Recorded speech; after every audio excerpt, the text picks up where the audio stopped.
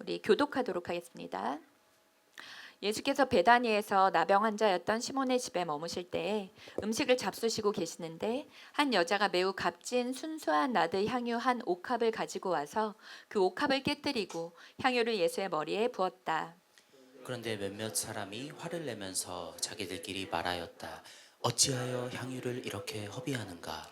이 향유는 300데나리온 이상에 팔아서 그 돈을 가난한 사람들에게 줄 수 있었겠다. 그리고는 그 여자를 나무랐다. 그러나 예수께서 말씀하셨다. 가만두어라. 왜 그를 괴롭히느냐? 그는 내게 아름다운 일을 했다. 가난한 사람들은 늘 너희와 함께 있으니 언제든지 너희가 하려고만 하면 그들을 도울 수 있다. 그러나 나는 언제나 너희와 함께 있는 것이 아니다. 이 여자는 자기가 할 수 있는 일을 하였다. 곧 내 몸에 향유를 부어서 내 장례를 위하여 할 일을 미리 한 셈이다. 함께 읽겠습니다. 내가 진정으로 너희에게 말한다. 온 세상 어디든지 복음이 전파되는 곳마다 이 여자가 한 일도 전해져서 사람들이 이 여자를 기억하게 될 것이다. 아멘. 자리에 앉아주시겠습니다. 오늘 말씀의 제목은 최고 그리고 최선이라는 제목으로 말씀 나누도록 하겠습니다. 자, 우리가 사랑하면 가장 좋은 것을 주고 싶습니다. 그리고 가장 귀한 것을 사랑하는 사람에게 주고 싶습니다. 아낌없이 주고 싶은 마음이 바로 사랑입니다. 하나님께서 우리를 사랑하셔서 가장 귀한 자신의 독생자 아들 예수님을 우리에게 주셨습니다. 그분이 우리를 위해 이 땅에 오신 예수 그리스도이시죠. 하나님의 독생자 아들을 우리에게 주셨습니다. 오늘 옥합을 깨뜨린 이 여인의 이야기는 사복음서에 다 등장하고 있는 스토리입니다. 순서나 관점에 있어서 조금씩의 차이는 있지만 그래도 동일한 내용을 다루고 있습니다. 우리 3절 앞부분 말씀을 같이 한번 읽어볼게요. 3절 앞부분입니다. 시작. 예수께서 베다니에서 나병 환자였던 시몬의 집에 머무실 때에 음식을 잡수시고 계시는데, 자, 베다니는 예루살렘에서 30km 정도 떨어져 있는 가난한 동네입니다. 나병 환자 시몬의 집, 나병 환자 시몬의 집. 이 시몬을 나사로의 아버지다라고 보는 소견들이 있습니다. 아버지는 나병 환자였고요. 근데 치유를 받았겠죠. 그 집에 지금 예수님이 계시니까요.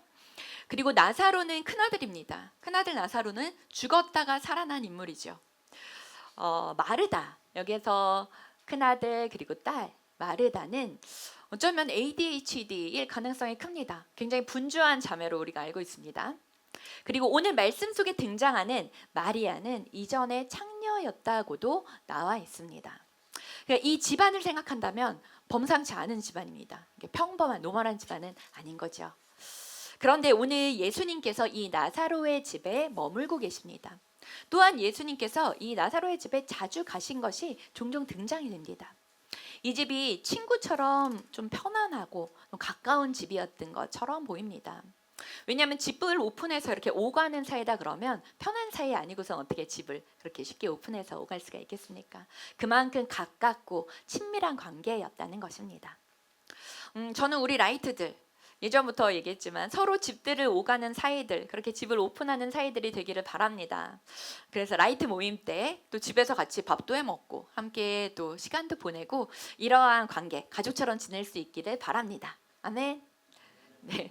작년에 홈스위트홈을 하면서 집마다 신방을 쭉 돌면서 했었어요. 그때 초대해 주신 분들 대부분 집에 누군가를 초대했다. 그리고 자기 방에 자기 집에 누군가가 왔다.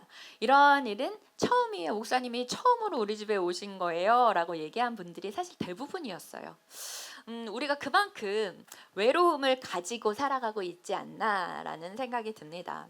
자기 집을 섬김과 또 나눔의 공간으로 오픈하는 그러한 축복이 우리 가운데 있기를 바랍니다.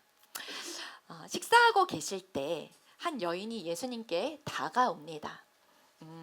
마가복음에는 이름이 나와 있지 않죠. 우리가 읽었었던 본문. 하지만 요한복음에는 여기 마리아라고 나와 있습니다. 이 마리아는 나사로의 동생 또 마르다의 동생인 마리아입니다. 그리고 매우 값진 나드 향유 옥합을 가지고 왔다라고 하는데, 이 매우 값진 향유는 아마 인도산 향유일 거라고 나와 있습니다. 깨뜨려서 예수님의 머리에 붓는 장면을 우리가 본문 속에서 읽었습니다. 예수님의 머리에 붓는다. 우리가 누가복음에서는 이 여자가 눈물로 그 발을 적시고 그리고 자신의 머리 털로 예수님의 발을 닦는다. 그 자리에 엎드려서 예수님의 발을 닦아주고 있는 그러한 모습을 묘사하고 있습니다. 여자가 머리를 푼다라는 것은 자신을 가장 낮춘다는 의미입니다. 이 당시에 머리에 푼다 의미는 사실 회개하고 의을 하는, 그리고 통곡하며 엎드리는 그러한 장면들로 표현이 됩니다. 그렇기 때문에 여자가 머리를 푼다는 거 가장 자신을 낮추는 그러한 행위입니다. 마리아가 최고의 존경과 최고의 사랑을 예수님께 드리고 표현하는 모습입니다. 여기에는 어떤 계산도 없습니다. 어떠한 효율성도 가지고 있지 않습니다. 어떠한 실용성도 따지고 있지 않습니다. 자, 300데나리온이라고 나가 있는데 300데나리온은 어떠한 가치일까요? 1데나리온이 노동자의 하루의 품삯입니다. 그렇다면 300데나리온은 1년치 품삯 정도가 되겠죠. 우리 1년 연봉 정도가 되는 값어치입니다. 요즘으로 치면 한 4천, 5천만 원 정도가 되겠죠. 이게 어떤 의미인지 조금 더 가까이 좀 알아보려면 세상에서 가장 비싼 향수, 어떤 건지 좀 찾아봤어요. 세상에서 제일 비싼 향수가 무엇일까 그랬더니 DKNI에서 나온 골든 딜리셔스 프라그런스 바틀이라고 합니다. 300g 정도인데 이게 100만 달러 가치라고 해요. 100만 달러면 얼마인가요? 13억이 넘는 그 정도의 가격이겠죠. 근데 이 향수는 향수의 병에 다이아몬드가 2,700개나 붙여져 있다고 합니다. 그리고 3캐럿짜리 루비가 박혀 있기 때문에 어떻게 보면 이 향수 병의 값이 더 큰 가치가 될 수 있겠구나, 병값이구나 라고 생각할 수 있습니다. 그걸로 보면 샤넬 넘버 5 들어보셨죠? 샤넬 넘버 5는 이 중에서 한정판으로 나와 있는 향수가 있다고 해요. 그란드 익스트라라는 것이 있는데 이것의 한 병은 가장 조그만 30mg인데 이 30mg가 470만 원 정도가 된다고 합니다. 자, 그럼 환산해 봤을 때 이 여인이 깨뜨렸던 향유 옥화 이 자체가 한 300g 정도 된다라고 한다면 같은 양으로 비교를 해보면 향수 10병, 이 향수 10병이 향유 옥합에 든 그 가격과 동일하다. 그러면 또 5천만 원 정도가 되는 값어치겠죠. 자, 이 값어치를 아는 사람이라면 마리아가 이 향유 옥합을 깨뜨렸을 때 순간에 엄청난 탄식이 나오는 게 어쩔 수 없는 당연한 것이었을 것입니다. 당연한 반응이었을 것입니다. 한순간에 5천만 원을 깨뜨렸다. 5천만 원의 값어치를 깨뜨렸다. 그 순간인 것이죠.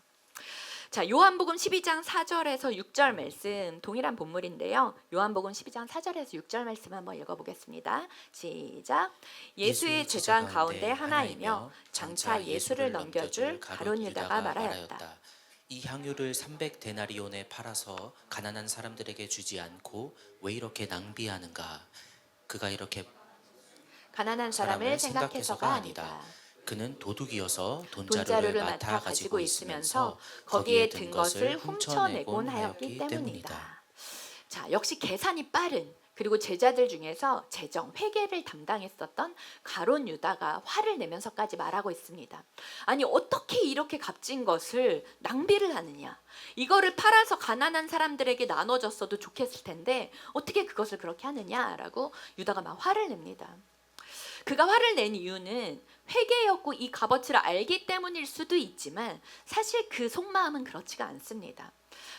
오늘 요한복음에 나타나 있던 것 같이 그 돈을 몰래 훔치던 자였기 때문에 어떻게 보면 더 안타까워하고 아까워하고 있는 모습입니다.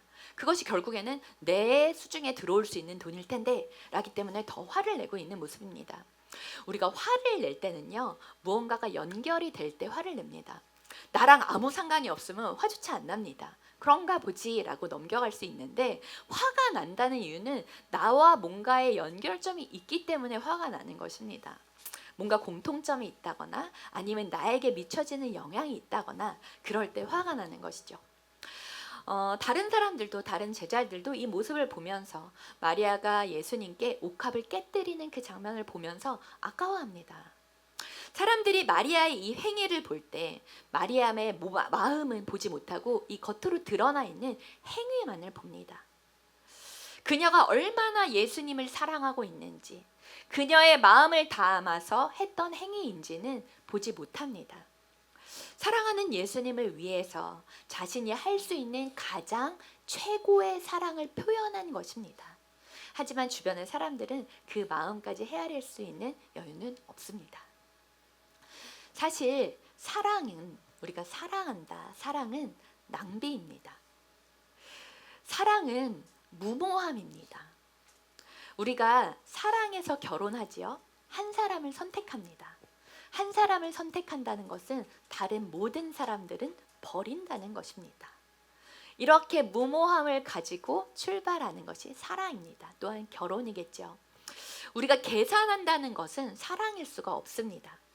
그 사랑의 정점에서 예수님께서 이 땅에 오신 것입니다. 그 사랑만큼 무모하고, 그리고 그 사랑만큼 가장 큰 낭비가 어디 있겠습니까? 하늘의 보좌를 버리시고 하늘에서 다스리는 모든 통치권을 버리시고 예수님께서 이 땅 가운데 오신 것, 하늘 보좌를 버리고 오신 예수님, 가장 큰 낭비를 하신 분이시겠죠. 사랑하는 사람에게는 무엇을 주어도 아깝지 않습니다. 우리 옆에 사람한테 한번 얘기해 볼까요? 옆에 사람 한번 쳐다볼까요? 자, 당신에게는 아무것도 아깝지 않습니다. 당신에게는까지만 하고 뒷소리가 안 들리네. 다시 한번 옆에 사람 쳐다보시고 시작. 당신에게는 아무것도 아깝지가 않습니다. 아멘.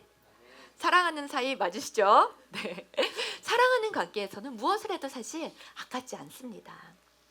사람들과는 달리 예수님은 그 마음을 헤아려 주십니다. 그 마음을 보십니다. 그때 예수님께서 이 여인의 편을 들어주시면서 말씀하십니다.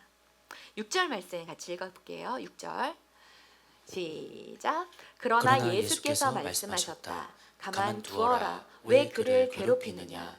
그는 내게 아름다운 일을 했다.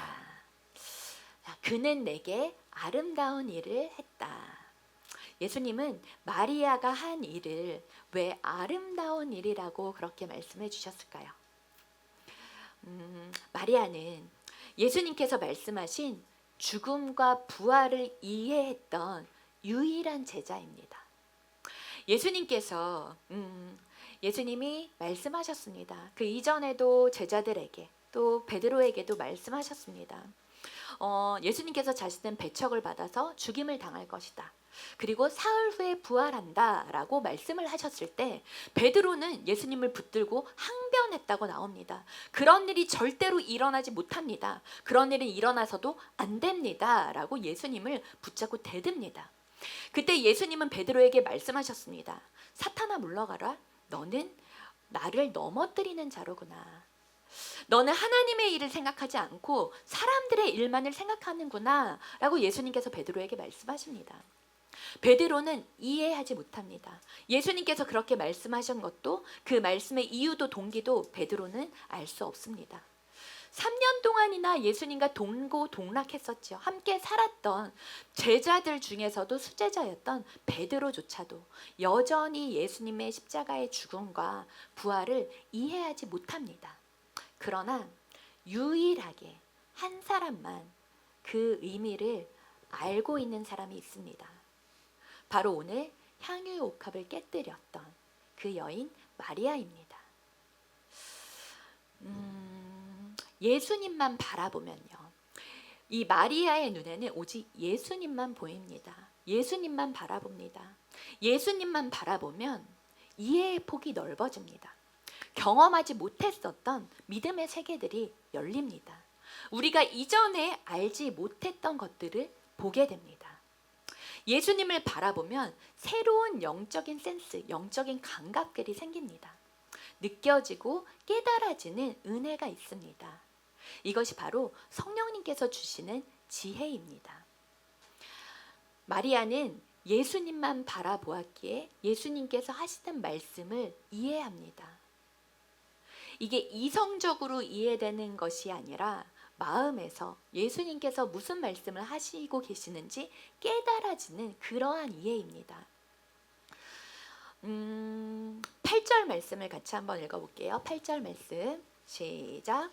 이 여자는 자기가 할 수 있는 일을 하였다.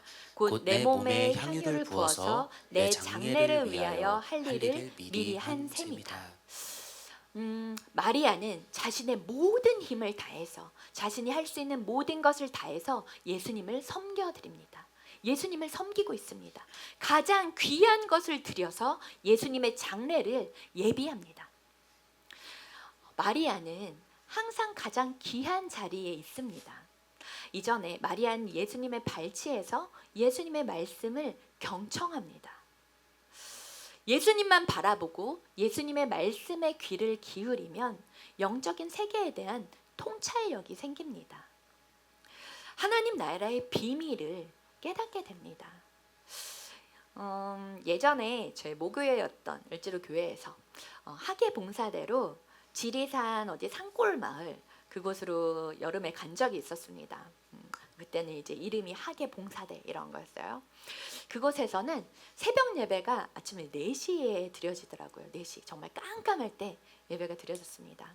칠흑하시 깜깜한 곳에 목사님 오시고 이제 사모님 오시고 그리고 정말 지팡이 짚으신 할머니 권사님들이 몇 명 모이시더라고요. 짧게 말씀을 전하고 기도를 시작을 하는데 너무나도 깜짝 놀랐습니다. 그 기도 소리가 너무 뜨겁고 너무 우렁차고 정말 간절한 그러한 부르짖음이 그 작은 교회에서 새벽에 깜깜할 때 일어나고 있었어요. 그런데 또 목사님께서 기도하시는 내용을 들어봤더니 대한민국 교회를 놓고 기도하십니다. 그리고 다음 세대들을 놓고 기도를 하셨어요. 그리고 세계 선교와 또 열방을 품고 기도하는 그러한 내용으로 아침에 새벽에 그 뜨겁게 기도하고 있는 자리에서 정말 그때 제가 보았던 감동과 그 생생함이 사실 아직까지도 이렇게 남아 있습니다. 이렇게 기도하시는 분들 때문에 우리나라가 이렇게 건재할 수가 있구나라는 생각을 하게 되었습니다. 이분들의 기도가 우리를 살리는구나, 우리를 살려내고 있구나라는 생각을 하게 됐습니다. 그때 기도하면서 이렇게 떠올랐던 장면이 헐몬산의 이슬이라는 말이 느껴졌습니다. 이곳에서부터 정말 이슬같이 맑은 샘, 기도의 맑은 샘이 세상 가운데 흘러가고 있구나라는 것들이 깨달아졌던 시간이었습니다. 이사야서 43장 19절 말씀을 같이 읽어볼게요. 이사야서 43장 19절 시작. 내가 이제 새 일을 하려고 한다. 이 일이 이미 드러나고 있는데 너희가 그것을 알지 못하겠느냐. 내가 광야에 길을 내겠으며 사막에 강을 내겠다. 아멘. 자, 주님을 바라보는 자들에게 하나님께서 새 일을 나타내십니다. 주님께 집중하고 주님만을 바라보는 그 사람들에게 세상을 볼 수 있는 안목을 허락하십니다. 그리고 그분의 아름다운 일들을 하나님께서는 그 비밀을 나누어 주십니다. 나타내십니다. 9절 말씀 제가 한번 읽어볼게요. 내가 진정으로 너희에게 말한다. 온 세상 어디든지 복음이 전파되는 곳마다 이 여자가 한 일도 절해져서 사람들이 이 여자를 기억하게 될 것이다. 주님께서 이렇게 말씀하고 계십니다. 마리아는 아낌없이 자신의 가장 귀한 것을 주님께 내어드립니다. 그래서 복음이 전파되는 곳마다 이 여자가 했던 일들을 알게 될 것이다, 전해질 것이다, 그렇게 말씀하고 계십니다. 우리 또한 이 말씀을 통해서 이 여자가 했던 일을 기억하게 됩니다. 이게 사복음서에 다 들어있기 때문만 그런 것이 아닙니다. 그보다도 그녀가 했던 일들이 정말 이 복음을 살아내었기 때문입니다. 이 복음에 이 여자가 했던 일들이 함께하기 때문입니다. 그 말씀과 이 여자가 했던 그 섬김과 헌신이 포개어지기 때문입니다. 하나가 되기 때문입니다. 그래서 복음이신 예수 그리스도가 가셨던 그 길에 예수님의 장례를 준비했던 그녀 또한 포함이 되고 있기 때문입니다. 자, 우리에게 필요한 것은 다른 것이 아니라 주님 앞에 온전히 드려지는 것입니다. 우리의 마음과 우리의 생각, 우리가 처음에 드리는 기도를 드리죠. 그때와도 같이 우리의 전부를 주님 앞에 드리는 것, 온전히 주님 앞에 드려지는 것, 주님께 온전히 내어 드릴 때 우리의 모든 것들이 풀리기 시작합니다. 주님 앞에 우리의 모든 것을 헌신할 때, 주님 앞에 드리며 나아갈 때 주님께서 우리의 삶 가운데 부딪히는 모든 것들, 그리고 묶여져 있는 모든 것들을 주님께서 열어주십니다. 하나님은 진정 하나님을 사랑하고 그리고 그분께 드리며 나아오는 모든 이들에게 새로운 영적인 감각과 그리고 안목을 허락해 주십니다. 이전에 알지 못했던 것, 우리가 세상을 살아가면서 보지 못했던 것들을 하나님께서 열어주십니다. 주님 앞에 집중할 때, 주님만을 바라볼 때, 주님께 모든 것을 드릴 때 주님께서 주시는 그러한 열어주심이 우리 안에 생기게 됩니다. 가장 귀하고 값진 향유 옥합을 깨뜨려서 예수님의 장례를 준비했던 마리아입니다. 바보 같지만 오히려 그녀가 가장 성공한 사람이 되는 것, 우리가 이 말씀을 통해서도 볼 수가 있습니다. 오스왈드 챔버스 목사님의 주님은 나의 최고봉이라는 365일 묵상집이 있습니다. 오랫동안 저도 항상 옆에 두고 계속 보게 되는 책인데요. 영어 제목이 My Utmost for His Highest입니다. 이것의 뜻이 무엇인가요? 나의 최고의 하나님께 나의 최선을 드립니다. 나의 최고의 하나님 앞에 나의 최선을 드리는 하루하루의 삶, 이것이 바로 주님께 드려지는 예배의 삶입니다. 우리는 날마다 주님께 구하지요. 무엇을 달라, 주님 인도해 달라, 주님 은혜를 달라, 주님 왜 안 주시냐, 주님 빨리 주시지, 빨리 달라, 더 달라, 계속 달라를 너무 좋아하죠. 주님께 그러한 기도를 매일매일 사실 우리가 드립니다. 하지만 여러분, 우리가 주님께 정말 무엇을 드리고 있습니까? 우리의 삶 가운데 주님께 무엇을 드리며 살아가고 있습니까? 정말 주님을 사랑함으로써 아낌없이 드려지는 그러한 일들이 우리의 삶 가운데 한 번이라도 있으십니까? 마가복음 10장 32절 말씀 같이 한번 읽어보겠습니다. 시작. 내 마음을 다하고 내 목숨을 다하고 내 뜻을 다하고 내 힘을 다하여 너희 하나님이신 주님을 사랑하여라. 아멘. 주님을 사랑할 때 어떻게 사랑하라고 말씀하십니까? 우리의 마음, 나의 마음을 다하고 나의 생명을 다하고 나의 뜻을 다하고 나의 힘을 다하여서 주 너의 하나님을 사랑하라. 이것이 첫 번째 되는 계명이다 라고 주님께서 말씀하십니다. 예수님께서 유일하게 사랑의 위로를 받았던 분이 있다면, 유일한 한 사람, 예수님의 죽으심, 예수님의 십자가, 그리고 예수님의 부활을 이해하고 알았던 유일한 한 사람, 마리아로부터 받은 위로가 사람들에게 받은 유일한 위로이실 것입니다. 마리아가 자신의 머리를 풀러 향유 욕합을 깨뜨려 주님의 머리에 붓고 흘러내리는 그 기름으로 예수님의 발을 닦아드리는 것, 눈물로 예수님의 발을 닦아드렸었던 그때만이 예수님께서 유일하게 사람에게 받으신 위로가 있는 그 시간이 아닐까, 우리가 생각해 볼 필요가 있습니다. 우리가 주님 앞에서 마음을 표현하는 일, 때로는 우리의 이성에도 또 우리의 합리성에도 우리의 효율성도 다 무시한 일이 될 수가 있습니다. 사람들이 그런 우리를 볼 때 너무 바보 같다, 왜 그런 일을 하냐, 무모하지 않니, 이상한 사람들이야, 아니면 너 미쳤다, 바보 같다 라고 얘기할 수 있습니다. 아마 앞으로는 점점 더 그러한 소리를 듣게 될 것입니다. 우리가 예수님을 섬긴다는 것, 하나님을 믿는다는 것, 그리고 우리의 전부를 주님께 드립니다. 주님을 예배하는 삶, 주님을 섬기는 삶은 굉장히 무모해 보일 수 있습니다. 하지만 이 길만이, 예수님을 믿고 따르고 주님을 섬기는 길만이, 예배자로 살아가는 우리들의 그 가는 길만이 주님께서 보여주신 생명의 길이라는 것을 우리는 잊어서는 안 됩니다. 우리에게 그 구원의 은혜를 허락하셨습니다. 우리가 이곳에 나와서 예배 드리는 것도 주님께서 불러주셨기에 우리가 그 부르심에 순종함으로 응답해서 이 예배를 주님 앞에 드립니다. 이 시간이 진정 복된 시간입니다. 복된 삶입니다. 우리가 이제 네팔에 이어서 태국으로 선교를 또 갑니다. 그렇게 준비하고 있습니다. 2월에 선교를 가죠. 이 일정을 살펴보면은 방콕에 내립니다. 거기에서 또 국내선으로 갈아타요.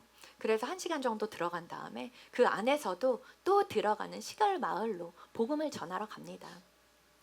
컨켄이란 도시를 찾아서 갑니다. 내 돈을 드리고 내 시간을 드리고 그리고 내 몸을 드립니다. 또 다들 쉬고 있는 시간, 명절을 이용해서 이 시간에 우리가 나아갑니다. 왜 우리는 이 선교를 해야 하는 걸까요? 왜 우리는 이러한 일들을 하는 걸까요? 마리아가 향유 옥합을 깨뜨린 것과도 같이 나에게 있어서 가장 귀한 것을 드리는 것, 나의 가장 젊은 나이, 우리의 가장 젊은 나이는 오늘입니다. 우리의 가장 젊은 나이에 그 시간과 또 물질을 들여서 주님을 섬기는 것, 가장 귀하신 분 예수 그리스도, 복음이신 예수 그리스도를 우리를 통해서 전해지는 것, 주님께서 뜻하신 일들에 우리를 내어드리는 헌신, 복음을 전하기 위해서라면 내가 주님께서 가자 하시면 어디든 따라가겠습니다 라는 고백이 있는 것이 바로 이 선교입니다. 우리는 주님을 사랑하는 제자들이기 때문에 주님이 가신 길을 따라갑니다. 이전부터 지금까지 같이 가자 하면 함께하는 지체들이 있습니다. 그리고 주님께서 이거 기뻐하시는 일이야, 우리 같이 하자라고 하면 정말 두말하지도 않고 함께하는 분들이 계십니다. 정말 참 고맙고 감사합니다. 귀한 동역자이죠. 우리가 주님의 동역자입니다 라고 고백합니다. 그리고 주님의 동역자가 되기를 원합니다 라는 고백을 우리가 기도에 드릴 때가 있죠. 주님을 사랑합니다 라고 고백합니다. 그렇다면 주님 가시는 그곳을 우리의 삶은 따라가는 것입니다. 앞서가신 예수님을 따라가는 삶, 그 길이 제자의 삶입니다. 우리가 주님을 사랑하기 때문에 나의 가장 귀한 향유 옥합, 나의 옥합을 깨뜨려서 그분을 섬기고 싶습니다. 마리아와 같은 그러한 고백이, 그러한 우리의 마음의 표현이 우리의 삶 가운데 있기를 바랍니다. 자, 우리가 진심, 우리의 전심을 주님께 드릴 때 주님께서도 주님의 마음을 우리에게 비춰주십니다. 주님의 마음을 우리에게 나눠주십니다. 우리가 우리의 옥합을 주님 앞에 깨뜨릴 때 진정한 향유의 옥합이 예수님 당신이시군요 라는 것을 깨닫게 될 것입니다. 샤론의 꽃 예수, 나의 구주여, 세상의 모든 아름다움보다 아름다우신 그분, 세상의 모든 향기로움보다 더 향기로우신 예수 그리스도, 십자가에서 깨어지셨고 그 모든 것을 거기에서 내어주셨던 그분의 보혈이, 그 한 방울까지도 우리에게 흘려주신 그분의 보혈이 흘러서 우리를 덮습니다. 주님의 보혈은 우리가 드린 어떠한 향유보다도 더 아름다운 향기가 납니다. 그분의 사랑으로 우리가 썩어 있었던, 또 죽어 있었던 우리의 영혼을 다시 살아나게 만드셨습니다. 주님의 그 피로, 주님의 보혈로 우리를 덮으시고 계십니다. 주님의 보혈은 우리가 드린 어떤 향유보다도 더 아름다운 향기가 납니다. 그 거룩한 향기, 그분의 사랑으로, 그리고 그분의 피로 우리를 깨끗하게 하십니다. 주님의 보혈로 우리를 정결하게 하십니다. 주님의 피로 우리를 향기롭게 하십니다. 그분의 향기로 우리가 거룩하게 되었습니다. 옥합을 깨뜨린 마리아처럼 우리 자신을 드린 자들에게 예수 그리스도의 보혈의 향기가 우리의 마음 가운데, 그리고 우리의 삶 가운데, 그리고 우리 라온 공동체 가운데 가득히 차고 넘치고 퍼지기를 주님의 이름으로 축복합니다. 최고이신 하나님께, 최고이신 예수 그리스도께 나의 최선을 드릴 수 있는 우리 라이트하우스 홍대가 되기를 주님의 이름으로 축원합니다. 아멘. 우리 자리에서 일어나셔서 함께 결단함을 찬양하도록 하겠습니다.